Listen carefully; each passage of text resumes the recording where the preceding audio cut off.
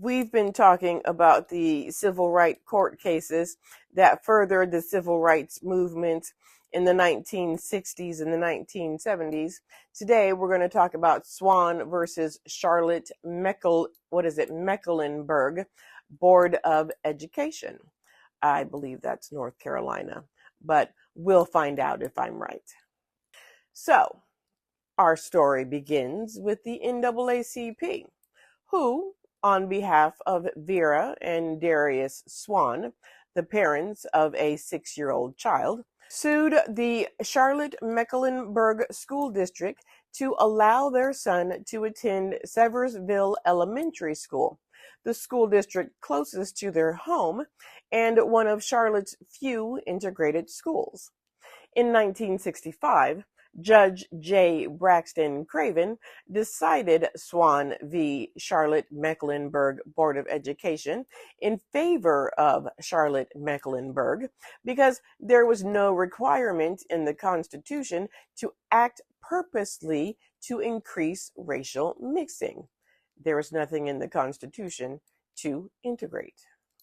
The Swan case was filed again, and this time taken by Judge James Bryan McMillan.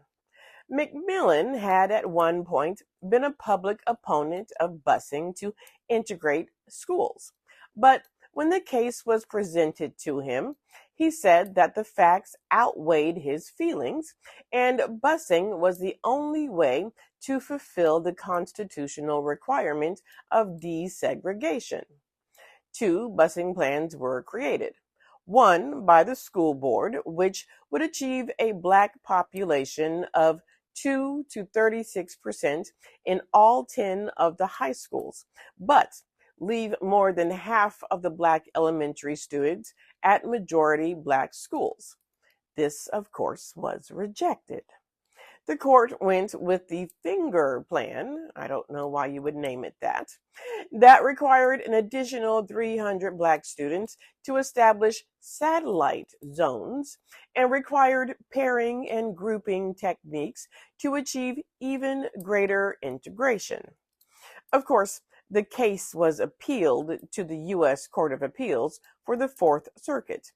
The opinion was that the restructured busing orders should be affirmed for older students, but that it be remanded for those of elementary school age. So they would bus the older students, but the younger students, those in elementary school, would be left alone. McMillan's decision was appealed to the U.S. Supreme Court. The Supreme Court unanimously ruled in favor of the plaintiffs, declaring that busing was a constitutional means of desegregating public schools, and they upheld McMillan's decision.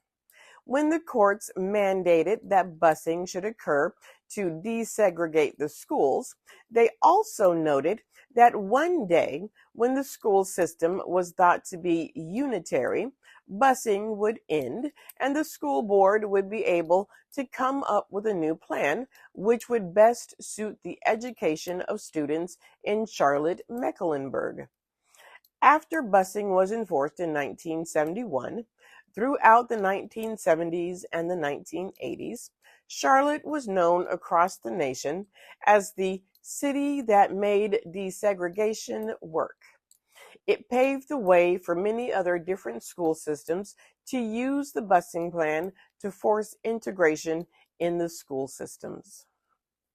In later decades, court-ordered busing plans were criticized, not only by whites, but also by Blacks, who often charged that busing harmed Black students by requiring them to endure long commutes to and from school.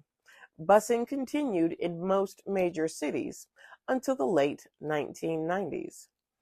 In fact, I was bused. I was bused when I was in Great Falls, Montana, and I believe I was bused when I was in Nebraska. I didn't know that was why I was bused until just now.